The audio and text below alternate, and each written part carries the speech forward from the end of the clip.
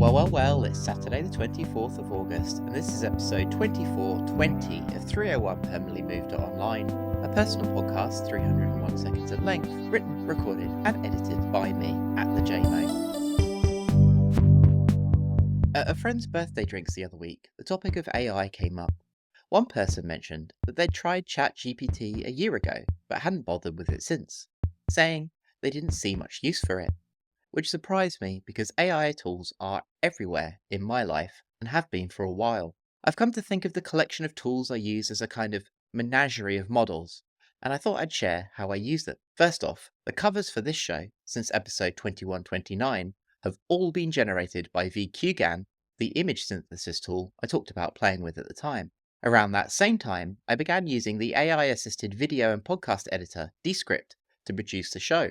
I draft episodes in Google Docs, record the audio and video, use Descript's transcription tool, and then edit the audio and video via a text panel. If I didn't have video to deal with, I think I could probably edit an audio-only version of this show in about 5 minutes at this point, which is quicker than reading the thing aloud. I pulled out my wallet and started paying for ChatGPT in 2022 within 20 minutes of first trying it. About a year ago, I began going for walks, talking to myself using hands-free in-ear headphones to record my thoughts with my Pixel's onboard recorder app.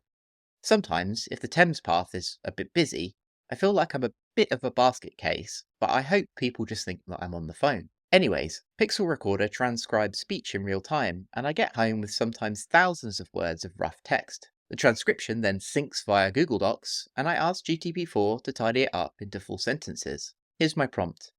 Hi GTP4, what follows is a poor quality transcription. Could you please do your best to interpret it and clean it up into full sentences?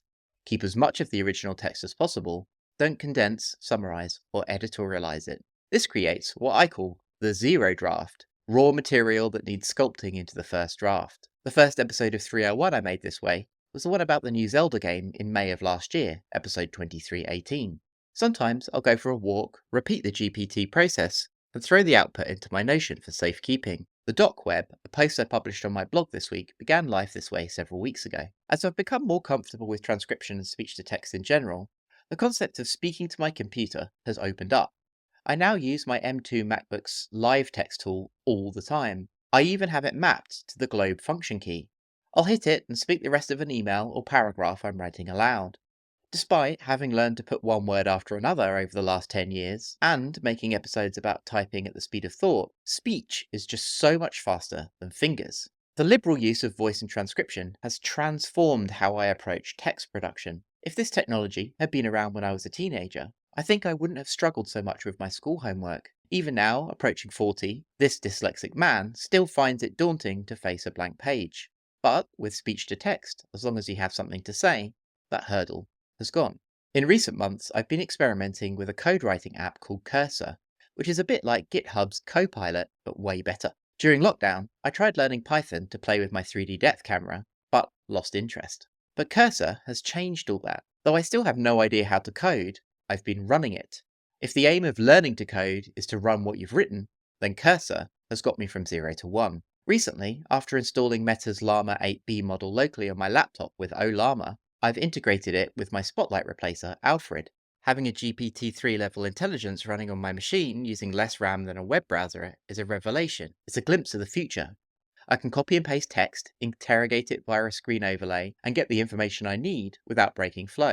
The other day I asked it to define the difference between denotative and connotative speech, for example, and it all happened seamlessly, without having to leave Notion. My computer told me exactly what I needed to know. To recap, in the model menagerie, I have AI for image generation, transcription, podcast editing, and a local one for simple tasks. I use Perplexity, the AI-powered search engine, regularly too. The ability to co-navigate search with a conversational interface is a game changer. It's so much better than Google. Within 3 years, AI tools have become deeply embedded in my life. I don't use them to generate slop or produce stuff from scratch, ever. But their abilities and usefulness to me is undeniable. They've sped up some parts of my creative process and created entirely new ones that just weren't possible before, which is why that conversation at my friend's birthday was so surprising to me. AI might not be for everyone, but its impact on my life has been transformative, and they are only going to improve.